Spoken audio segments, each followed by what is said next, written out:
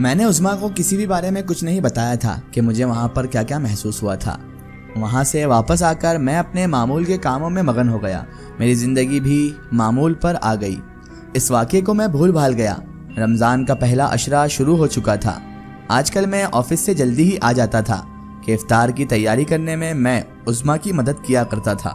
آج بھی میں حسب معمول 4 بجے ہی آفس سے چھٹی لے کر گھر کے لیے نکلا ہی تھا کہ مجھے آفس کے لان میں کچھ ہلچل سی محسوس ہوئی۔ میں گاڑی میں بیٹھتے بیٹھتے واپس آیا، دیکھا تو لان میں سفید رنگ کا کپڑا پڑا ہوا ہے اور اس کے نیچے عجیب سی ہلچل ہے۔ مجھے لگا شاید کوئی کبوتر یا بلی ہے جس کے اوپر غلطی سے سفید کپڑا پڑ گیا ہے اور اب وہ نکلنے کی کوشش کر رہا ہے۔ آگے بڑھ کر جیسے ہی میں نے وہ سفید کپڑا ہٹایا تو یہ دیکھ کر مارے حیرت کے میری چیخ نکلتے بچی کہ کپڑے کے نیچے سے 6 یا 6.5 فٹ کا ناگ اپنے آپ کو سمیٹے ہوئے بیٹھا تھا۔ اس سانپ کو جیسے ہی میں نے دیکھا تو سانپ کو دیکھتے ہی مجھے لاہور والا واقعہ یاد آ گیا۔ یہ سانپ ہو بہو ویسا ہی تھا، اس کے جسم پر بنے پیلے رنگ کے نقش بالکل ویسے تھے۔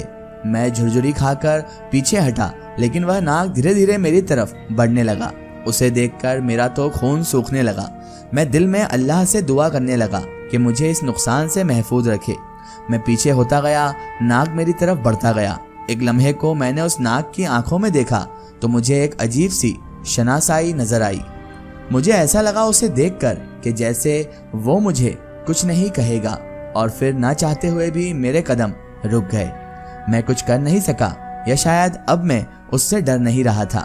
میں آفس کے لان میں سیدھا کھڑا ہو گیا اور وہ میری طرف بڑھنے لگا۔ اب آپ سوچ رہے ہوں گے کہ میرا دماغ خراب ہے یا میں پاگل ہو گیا تھا کہ خود کو ایک سانپ سے ڈسوانے کے لیے کھڑا ہو گیا، لیکن آگے کا منظر بڑا حیران کر دینے والا تھا۔ ایسا منظر تھا جو میں نے کبھی سپنے میں بھی نہیں سوچا تھا، نہ ہی کوئی عام انسان کبھی اس بارے میں سوچ سکتا ہے کہ ایسا بھی کچھ ہوتا ہے۔ وہ ناگ آہستہ سے چلتا ہوا میرے پاؤں کے قریب آیا اور اپنا سر میرے پاؤں سے رگڑنے لگا۔ یہ منظر بڑا حیران کن تھا۔ میں سمجھا نہیں تھا کہ آخر وہ مجھ سے چاہتا کیا ہے۔ تب میں نے پھلوں والے تھیلے سے 2-4 پھل نکال کر اور اس کے سامنے رکھ کر واپس گاڑی میں جانا ہی صحیح سمجھا۔ میں گاڑی میں جانے لگا، ناگ وہیں رک گیا جیسے مجھ سے خفا ہو گیا ہو۔ عجیب طریقے سے بل کھاتا وہ لان کی جھاڑیوں میں گم ہو گیا۔ میں اسے دیکھتا دیکھتا گاڑی میں بیٹھا کہ مبادا مجھ پر حملہ ہی نہ کر دے، کیونکہ بہرحال سانپ سے ہمیشہ محتاط رہنا چاہیے، سترک رہنا چاہیے، وہ کبھی بھی حملہ کر سکتا ہے۔ اس لیے میں بھی محتاط ہی تھا۔ میں گھر آیا تو عظمیٰ آدھی افطاری تیار کر چکی تھی۔ میں اس کے ساتھ پھل کاٹنے میں مصروف ہو گیا۔ افطاری کے وقت عظمیٰ مجھ سے کہنے لگی کہ اس نے وہ خواب دوبارہ دیکھا ہے کہ ایک ناچنے والی عورت میرے قدموں میں بیٹھی مجھ سے کچھ مانگ رہی ہے۔ عظمیٰ کی بات سن کر میں چونک گیا۔ کیا کہا عظمیٰ؟ اس ناچنے والی عورت کو تم نے دوبارہ خواب میں دیکھا؟ میرے اس چونکنے والے انداز کو دیکھ کر وہ بھی گڑبڑا گئی۔ کیوں؟ آپ کیا کسی ایسی عورت کو جانتے ہیں؟ آج کل تو ویسے بھی سننے میں آ رہا ہے کہ مولوی حضرات ایسی عورتوں سے بڑے شوق سے شادی کرتے ہیں تاکہ انہیں ہدایت ملے اور ان کی زندگی میں نئی بہار بھی آ جائے۔ عظمیٰ کی بات نے مجھے بے اختیار ہنسنے پر مجبور کر دیا۔ ارے بیگم، ایسی کوئی بات نہیں ہے، ہم ہمیشہ آپ ہی کے رہیں گے۔ ہاں، البتہ جنت میں کوئی حور مل جائے تو الگ بات ہے۔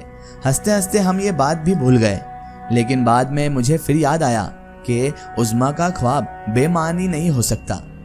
عظمیٰ کو ہلکے پھلکے موڈ میں پا کر میں نے پوچھا، عظمیٰ یہ تو بتاؤ، جو عورت تم نے خواب میں دیکھی تھی کیا تمہیں اس کے کپڑوں کا رنگ یاد ہے؟ عظمیٰ کہنے لگی، ہاں، اس نے کالے رنگ کے کپڑے پہن رکھے تھے اور ان پر پیلے رنگ کے دھبے تھے۔ عظمیٰ کی بات تھی یا گویا مجھ پر بہت بڑا حملہ تھا۔ میں تو حیران رہ گیا کیونکہ اس ناگ کا جسم بھی کالا اور اس پر پیلے رنگ کے دھبے تھے۔ اب اس بات نے میرے دماغ میں ہلچل پیدا کر دی تھی۔ میں سوچ بھی نہیں سکتا تھا کہ ناگ کے روپ میں وہ کوئی اور چیز ہے۔ خیر، اب میں کافی محتاط ہو گیا۔ میں نے اللہ تعالیٰ سے دعا کی کہ اگر میری زندگی میں کوئی مقصد ہے یا پھر اس ناگن کا مجھ سے ملنا کوئی بامقصد بات ہے تو پھر تو میں اس سعادت سے شرف پانا چاہتا ہوں، لیکن اگر یہ ایک شیطانی چال ہے جو صرف مجھے پریشان کر رہی ہے تو مجھے اس سے نجات دلا دے مولا۔ اللہ کو بھی میری دعا قبول کرنا تھی۔ اسی دن شام کو میں نے اپنے آفس سے نکل ہی رہا تھا کہ مجھے ایک عورت اندر آتی دکھائی دی۔ حیرت کی بات یہ تھی کہ عورت نے کالے رنگ کا لباس پہن رکھا تھا، جبکہ زرد رنگ کی چادر اور کالے کپڑوں پر زرد رنگ کے دھبے بھی تھے۔ اسے دیکھتے ہی میرے قدم زمین پر جم گئے۔ میں جان گیا تھا کہ یہ کوئی عام عورت نہیں ہے، اور شاید یہ بھی جان گیا تھا کہ یہ مجھ سے کہنے کیا آئی ہے۔ میں وہیں کھڑا اسے دیکھنے لگا۔ وہ مجھے مسکراتے ہوئے دیکھتی ہوئی میرے قریب آئی اور آتے ہی مجھے سلام کیا۔ میں نے سلام کا جواب دیا تو کہنے لگی، معذرت چاہتی ہوں، میں آپ کے پیچھے یہاں تک آ گئی، لیکن میں جانتی ہوں کہ آپ ہی میری مدد کر سکتے ہیں۔ اس عورت نے اتنا کہا تو میں نے اس سے کہا، آپ کا نام کیا ہے اور آپ کی حقیقت کیا ہے؟ صاف بتا دیجئے۔ میں نے نظریں جھکا کر کہا تھا۔ اس نے کہا، آپ کو میری حقیقت جاننے میں اتنی دلچسپی کیوں ہے؟ آپ کو میری حقیقت جاننے کا اتنا کیوں شوق ہے؟ آپ تو مجھے جانتے ہیں کہ میں کون ہوں، کس دنیا سے آئی ہوں۔ بس آپ میری مدد کیجئے، میں آپ کو دوبارہ تنگ نہیں کروں گی۔ تبھی میں نے دھڑکتے دل سے کہا، کہیے آپ کو مجھ سے کیا چاہیے؟ امام صاحب، آپ مجھ سے شادی کر لیں، میں مسلمان ہو جاؤں گی، میں آپ کا مذہب بھی اپنا لوں گی۔ اس وقت میرا مذہب غیر مسلمانہ ہے، لیکن اگر آپ مجھے قبول کریں گے تو میں اپنا مذہب چھوڑ کر آپ کا مذہب اپنا لوں گی۔ خدا کے لیے انکار مت کیجیے۔ اس کی بات سن کر مجھے ٹھنڈے پسینے آنے لگے۔ میں نے سوچا دل میں، یہ کیا ماجرا ہے؟ ایک جن زادی، وہ بھی ناگن نما جن زادی، عجیب و غریب ہیبت کی مالک یہ عورت مجھے کہہ رہی تھی کہ میں اس سے شادی کر لوں، جبکہ میں تو پہلے سے شادی شدہ تھا۔ تبھی وہ میرے خدشے کو بھانپتی ہوئی بولی، میں جانتی ہوں آپ شادی شدہ ہیں، آپ مجھے صرف اپنا نام دے دیجئے، میں آپ سے اور کچھ نہیں کہوں گی، میں آپ سے کوئی مطالبہ بھی نہیں کروں گی، نہ ہی کسی کے سامنے یہ ظاہر ہونے دوں گی کہ میں آپ کی بیوی ہوں۔ اس نے بات کو آسان بناتے ہوئے کہا۔ تو میں نے اس سے کہا، نہیں، یہ بات نہیں ہے، دراصل بات یہ ہے کہ میں اپنی بیوی کے حق میں کبھی بھی خیانت نہیں کر سکتا۔ میں نے کہا تو وہ اس کی آواز بھر آ گئی۔ میں تو آپ کی آواز سن کر ایک لمحے کے لیے کھوسی گئی تھی۔ مجھے لگا آپ میرے زخموں کا مداوا کریں گے، آپ مجھے اس جادوگر سے نجات دلائیں گے جس نے مجھے قید کر رکھا ہے، لیکن آپ کو بھی اپنے مذہبی ہونے پر گھمنڈ ہے نا؟ میں بھی اللہ سے شکوہ کروں گی کہ وہ آپ سے آپ کی ساری طاقتیں، آپ کے سارے اختیارات چھین لے۔ اس نے مجھ سے کہا۔ اتنا کہہ کر جانے کے لیے مڑی تو میرے دل میں جیسے کچھ ٹوٹ سا گیا۔ میرا دل کہنے لگا کہ کسی کا دل توڑنا اچھی بات نہیں ہے۔ پھر میں نے اسے کل دوبارہ آنے کو کہا۔ وہ پر امید ہو کر چلی گئی۔ اس رات میں نے اللہ تعالیٰ سے مشورہ کیا اور پھر میں اس نتیجے پر پہنچا کہ مجھے اس عورت کو سمجھانا چاہیے، دائرہ اسلام میں داخل کرنا چاہیے، نہ کہ اس سے منہ پھیرنا چاہیے۔ میں نے اس بات کا ذکر کسی سے نہیں کیا۔ اگلے دن جب وہ مجھے ملی تو شاید میری دعا کا اثر تھا کہ وہ بھی کافی سنبھلی ہوئی تھی۔ میں نے اس سے کہا کہ میں تمہاری مدد ضرور کروں گا، لیکن شادی کا وعدہ وفا نہیں کر سکتا۔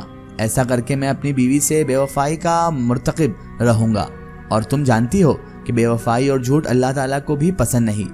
شاید وہ میری بات سمجھ گئی۔ اسے میں نے اسلام کی گہرائی سے واقف کیا اور پھر اس نے میرے ہاتھ پر اسلام قبول کیا۔ اسلام قبول کرنے کے بعد اس کے چہرے پر میں نے عجیب سے نور کی جھلک دیکھی، اور پھر دیکھتے ہی دیکھتے وہ میری نظروں سے اوجھل ہو گئی۔ میں اپنے کام سے فارغ ہوا تو ایک عجیب سحر مجھ پر طاری تھی۔